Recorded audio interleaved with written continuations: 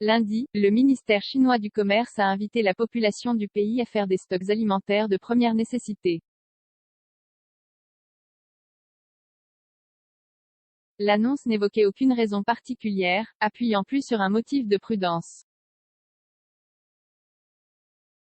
Derrière ce discours mystérieux, le pays risque-t-il une pénurie? Un avis affiché sur le site internet du ministère chinois du Commerce lundi soir invite les ménages à stocker une certaine quantité de produits alimentaires de première nécessité afin de faire face aux besoins quotidiens et aux cas d'urgence. Le communiqué n'explique pas les raisons d'une telle demande et ne fournit pas plus de précisions, laissant planer les doutes et les inquiétudes.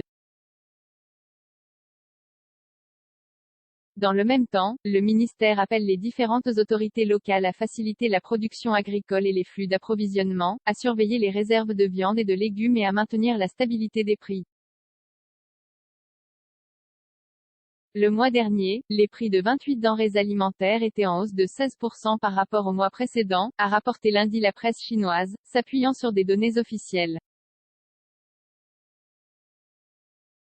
Les confinements comme impact négatif. La Chine risque-t-elle une pénurie alimentaire?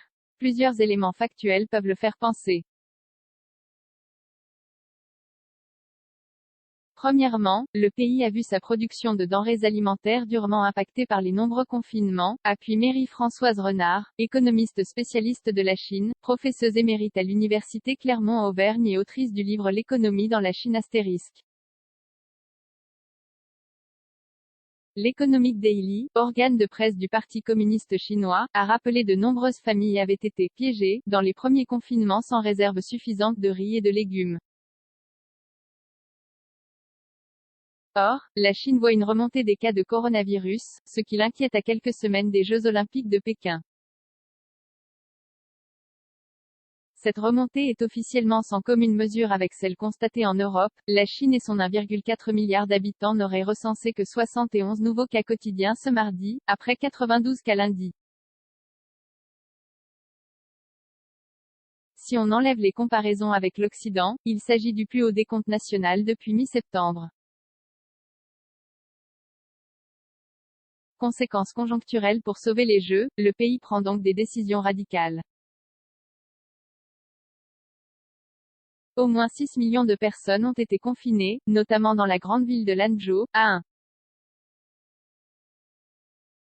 700 km à l'ouest de Pékin. Ces nouveaux confinements pourraient impacter à nouveau une production déjà faible, soulève Jean-Vincent Brisset, directeur de recherche à l'Institut des Relations Internationales et Stratégiques, IRIS, et spécialiste de la Chine. À cela s'ajoute une suite d'événements naturels qui a sérieusement impacté la production chinoise. En plus des confinements, le pays a connu une série d'inondations l'été dernier, impactant fortement ses récoltes. Pas plus tard que le 11 octobre, de nouvelles pluies intenses ont touché plus de 200 000 hectares de terres agricoles. Plus loin dans le temps, l'épidémie de peste porcine entre 2018 et 2019 avait divisé par 2 le nombre de porcs chinois. Un pays dépendant de l'international pour se nourrir, ces difficultés actuelles et conjoncturelles s'ajoutent à une vulnérabilité structurelle de la Chine en matière d'alimentation, appuie Jean-Vincent Brisset. Le pays ne contient que 8% des terres cultivables mondiales, alors qu'il abrite 20% de la population.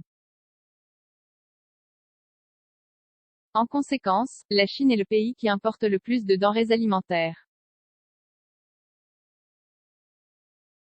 Selon le département de l'agriculture des États-Unis, en termes d'importation mondiale en 2020, le poids de la Chine représente 29% du bœuf, 48% du porc, 60% du soja et 25% de l'orge. Cette dépendance offre de nouvelles théories sur cette mise en garde à la population, comme le propose Marie-Françoise Renard. Que la Chine fasse ce genre d'appel à sa population pourrait être une anticipation de relations diplomatiques plus tendues à l'international, notamment à propos de Taïwan. Les 3 premiers exportateurs de denrées alimentaires à la Chine sont les États-Unis, le Canada et l'Australie, 3 pays occidentaux qui prendraient forcément le parti de Taïwan en cas de tension avec la Chine. Pékin se doute peut-être que la situation va s'envenimer et redoute des sanctions, notamment sur les importations alimentaires, théorise la chercheuse. Vers des mouvements de panique. Une telle annonce ne risque-t-elle pas de créer un mouvement de panique au sein de la population chinoise, traumatisée par plusieurs grandes famines ayant causé plusieurs dizaines de millions de morts, notamment lors du Grand Bond en avant dans les années 1950?